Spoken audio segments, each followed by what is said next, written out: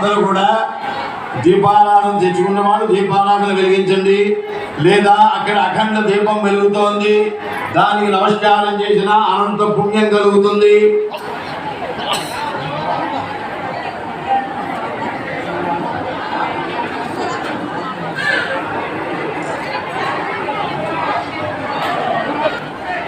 అమ్మాయి ఆడవాళ్ళే వెలిగించుకోవాలి దీపం, వాళ్ళదే పవన్.